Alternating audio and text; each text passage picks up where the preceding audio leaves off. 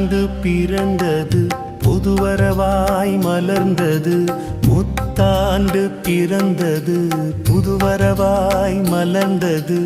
முத்தான வாழ்வினிலே முன்னுக்கு வருவதற்கு வித்தாகி வேறெனவே விதைத்த நற்பாடங்களால் சொத்தாக புகழ் தனையே சூடிட வழி பிறந்தது.